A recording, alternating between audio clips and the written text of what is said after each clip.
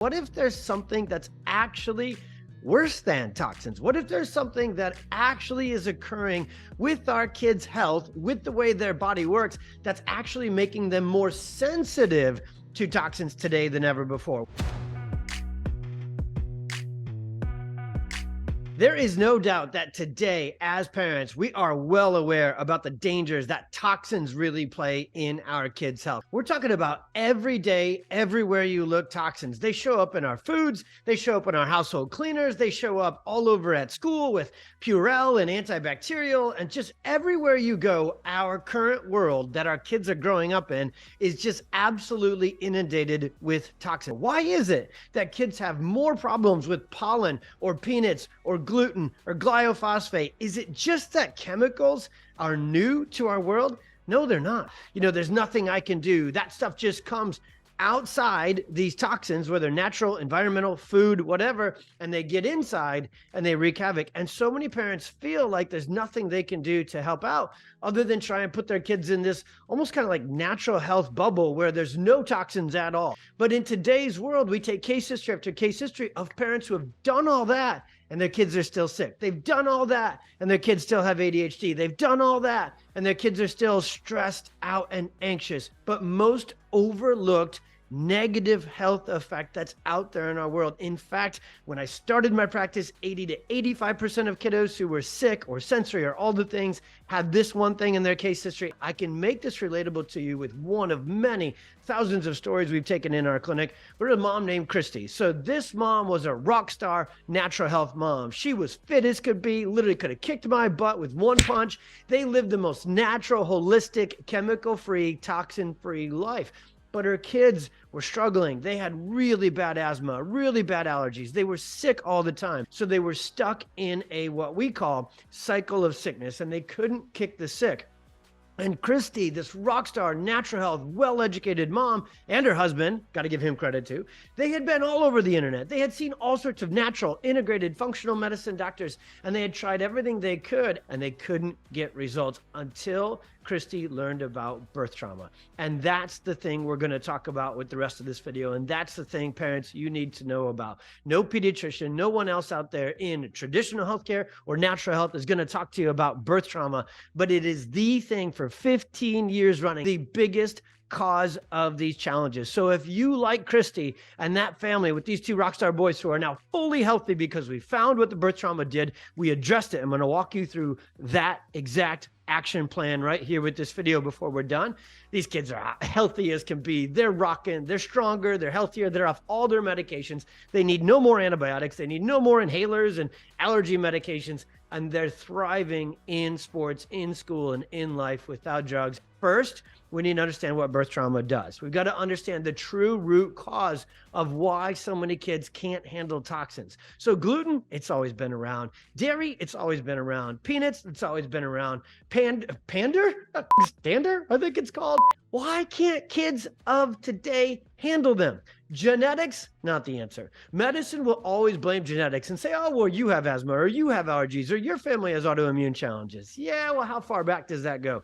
It takes thousands, literally hundreds to thousands of years for our genetics to change significantly. But we've changed our lifestyle, but most importantly, we've changed the way we birth babies more significantly in the last 1 to 2 generations than ever before. The rates of birth interventions like C-section, like forceps, like vacuum, like inductions, and like epidurals have skyrocketed in the last generation or two. So when we really look further back in a child's case history, it's not just the toxins that they had the reaction and the mucus and the illness to, but the truth is birth trauma triggers something within the body that goes dysfunctional. What that's called is subluxation or dysautonomia. Now, those are two nerdy words that mean this. Once a child gets this physical birth trauma, I'm going to show you a picture of a C-section delivery from one of our patients whose parents had been educated all about birth trauma, all about subluxation,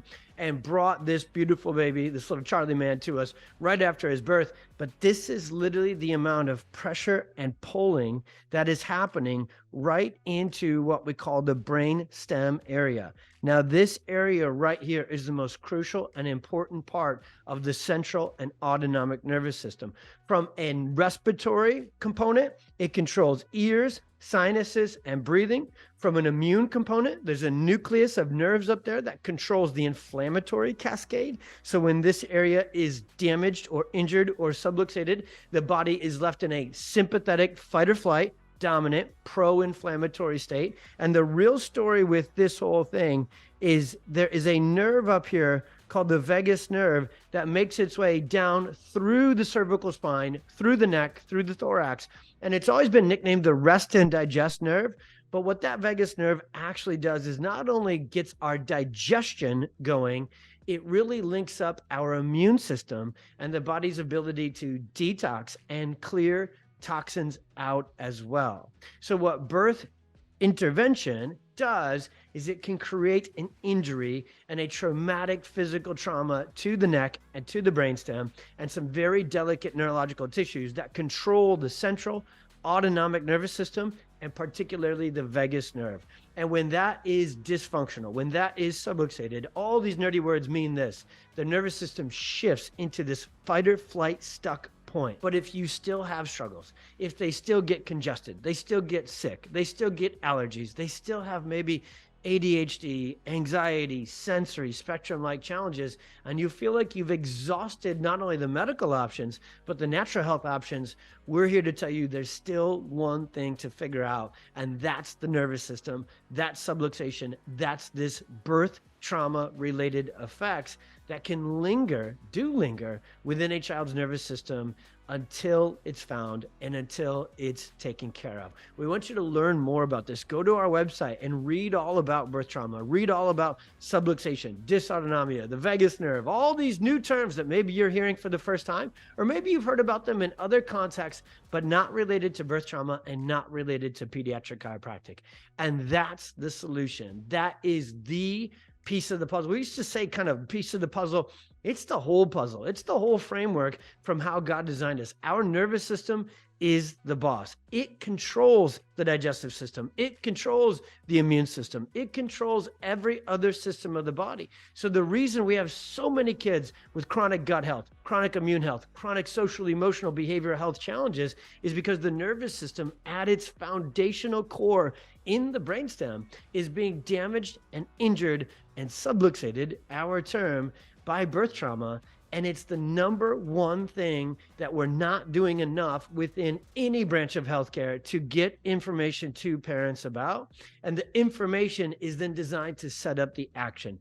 If this is your kiddo, if they had a C-section, they had forceps, they had vacuum, they had torticollis, they had plagiocephaly, they were colicky, they were fussy, they had any of these motor delays early on, they're likely going to be this chronically sick respiratory sort of challenge later on as well. And it can really be connected to pretty much every health challenge out there because, again, the nervous system controls everything. So the 2 action steps I would drive you to do, really 3. Number 1, get to our website. Click the link in bio if you're on Instagram. Find it on, if you're on Facebook or YouTube, get over to our website and read the articles all about birth trauma, the vagus nerve, and these things we discussed today. We'll get them linked in there for you. Second, please share this. We are a community of parents, sometimes local and sometimes global, in these Facebook groups and whatnot. Post this video in that group. Share this on your feed. Tag someone in here. If you've got questions, send us a DM. And that's the 3rd action step. Give us a call. If you're local, give us a call at PwC Chiropractic. If you're elsewhere and we're putting this out through our incredible PX Docs network, well, I've trained hundreds, soon thousands maybe by you watching this video,